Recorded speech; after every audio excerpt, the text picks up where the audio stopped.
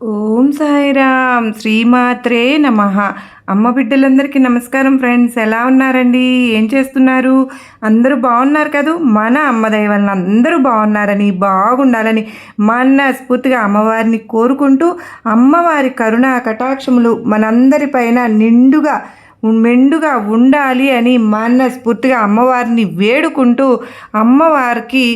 అమ్మవారి కృపకు మనందరము పాత్ర అవ్వాలని మనస్ఫూర్తిగా మనందరినీ కూడా ఆశిస్తూ ఉన్నాను ఫ్రెండ్స్. ఈరోజు ఈ వీడియోలో మనకు అమ్మవారి సందేశం వెంటనే తెలుసుకుందామా? మరి ఒక్కసారి మనందరం కూడా శ్రీమాత్రే నమః అని అంటూ అమ్మవారిని తలచుకుంటూ శ్రీమాత్రే నమః అని కామెంట్ పెట్టి వీడియో చూడడం అయితే మొదలు పెట్టుకుందాం ఫ్రెండ్స్.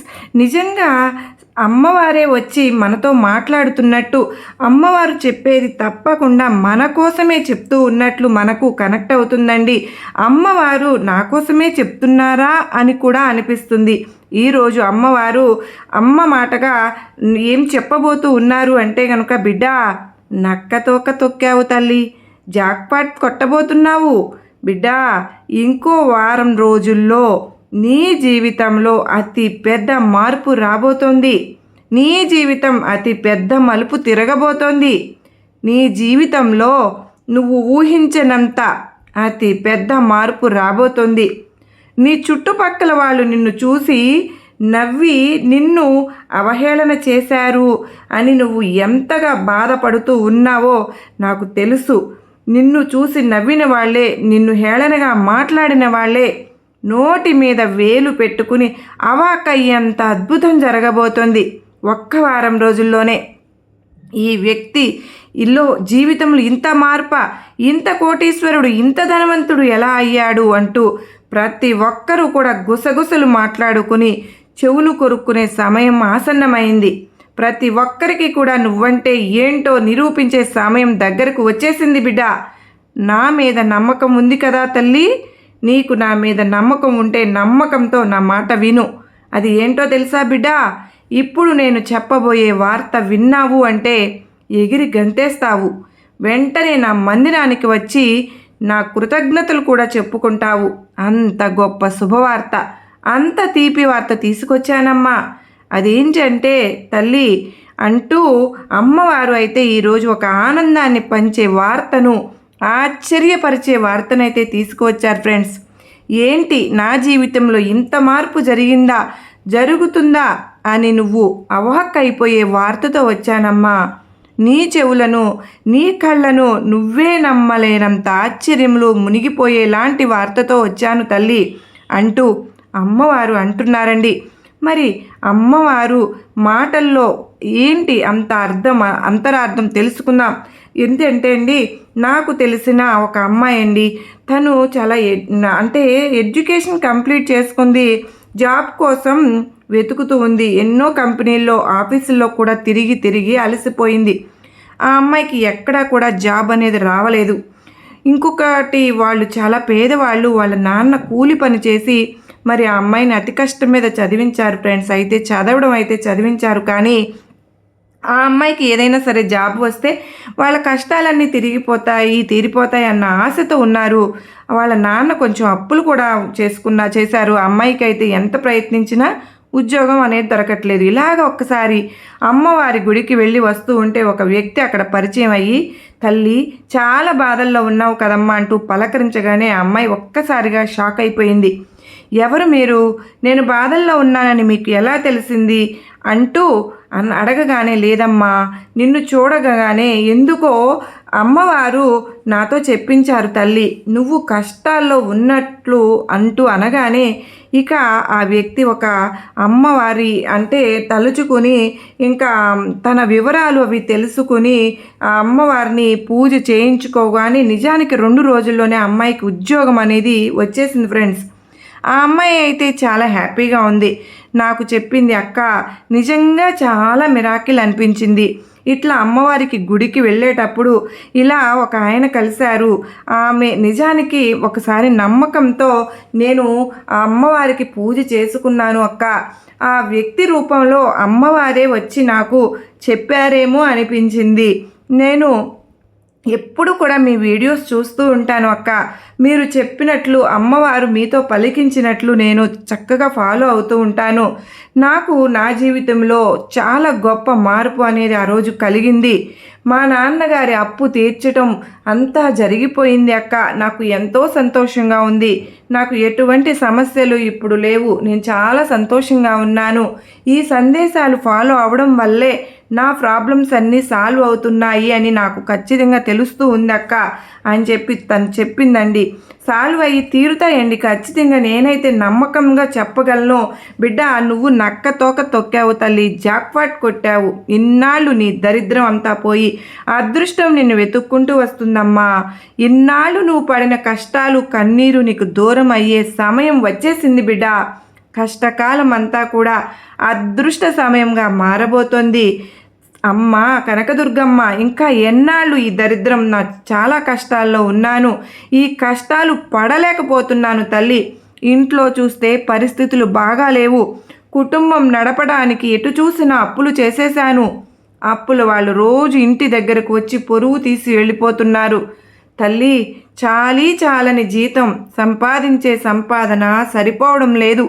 కుటుంబ భారం, పిల్లల చదువులు, ఇంటి అద్దెలు నెల వచ్చిందంటే అన్నీ కట్టడానికి డబ్బులు సరిపోక అన్నింటినీ అందరినీ వదిలేసి ఎక్కడికైనా దూరంగా ఇంటి నుంచి పారిపోవాలనిపిస్తోంది తల్లి, లేదా చచ్చిపోవాలనిపిస్తోందమ్మా. నువ్వే నాకు దిక్కు, సహాయం చెయ్యి తల్లి దుర్గమ్మ.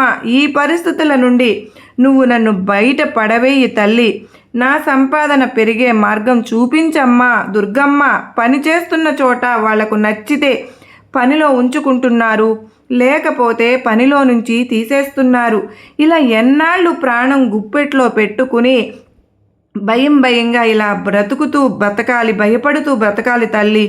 ఉన్న ఈ కొద్దిపాటి ఆసరా కూడా ఎక్కడ దూరమైపోతుందో అని భయంగా ఉంది తల్లి.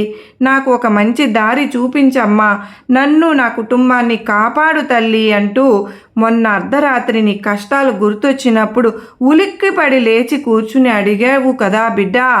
నిజంగా నువ్వు ఆ సమయంలో అలా అడగగానే నా గుండె కలుక్కుమందమ్మా. నా బిడ్డ ఎంత కష్టాల్లో ఉంటే అర్ధరాత్రిలో నన్ను అడుగుతున్నాడు అని నా మనసు కరిగిపోయింది. అందుకే నీకోసమే, కేవలం నీకోసమే నీ దురదృష్టాన్ని అదృష్టంగా మార్చబోతున్నాను.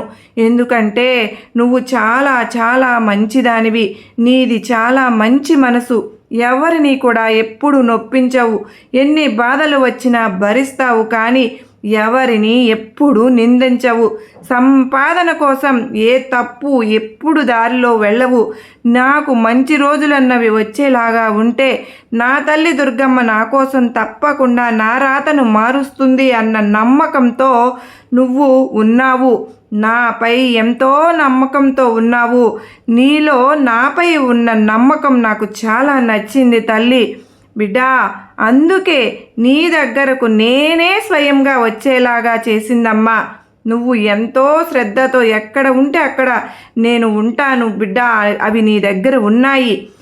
అందుకే ఏరి కోరి నిన్ను వెతుక్కుంటూ వచ్చానమ్మా. నీ దుర్గమ్మను వచ్చాను. నీ కష్టాలన్నీ దూరం చేసి నీ ముఖంలో ఆనందపు వెలుగులను చూడాలనే ఆశతో వచ్చానమ్మా. నిజంగా ఇది నీకు జాక్పాట్ కొట్టినట్లే. నీకు నా ఆశీర్వాదాలు ఎప్పుడూ నేను అందిస్తూ సందేశం రూపంలో చెప్తూనే ఉన్నాను. అయితే నిజంగా ఇది నీకు ఒక సంతోషకరమైన వార్తే బిడ్డా. ప్రేమగా ఈ కానుకను నీకు నేను ఇస్తున్నాను, కాదనకుండా తీసుకో తల్లి. ఈ కానుక అందుకుంటున్నావు అంటే ఇన్నాళ్ళు నువ్వు ఎవరికైతే సలాం కొడుతూ బ్రతికావో తిరిగి వాళ్ళే వచ్చి నీకు సలాం కొడతారు తల్లి. అంతటి అద్భుతమైన కానుక నీకోసం నేను తీసుకొచ్చానమ్మా. అది కూడా వారంలోపు నువ్వు అతి పెద్ద కోటీశ్వరుడివి కాబోతున్నావు, ధనవంతుడివి, సంపన్నుడివి కాబోతున్నావు. అది చూసి అందరూ నోరు వెళ్ళబెడతారు. ఈ వ్యక్తి వారం రోజుల్లో ఇంత పెద్ద కోటీశ్వరుడు ఎలా అయ్యాడో అని అనుకున్నారు అంటారు. అంతటి గొప్ప కానుక నీకు ఇస్తున్నాను బిడ్డ. నేను గుర్తుందా తల్లి, నీ పూర్వీకుల ఆస్తి కేసు ఒకటి కోర్టులో ఉంది కదూ, అది నీకే చెందబోతుంది. కేసు నీ పరం తీర్పు ఇవ్వబోతున్నారు. ఇచ్చేలా నేను చేయబోతున్నాను. నీ రాతని ఇక్కడ నేనే మార్చబోతున్నాను. ఎందుకంటే అది నీకు చెందాల్సిన ఆస్తి కనుకనే. అది నీకు రాకుండా నీ వాళ్ళే అడ్డుపడుతున్నారు కనుక అది న్యాయంగా నీకు పొందాల్సిన ఆస్తి కనుక ఆ తీర్పు తొందరగా వచ్చేలాగా నీ కష్టాలన్నీ తీరేలాగా ఆ రాతను నేనే మార్చబోతున్నాను తల్లి. నువ్వు ఎన్నాళ్ళుగానో దానికోసం పోరాడుతున్నావు కదూ.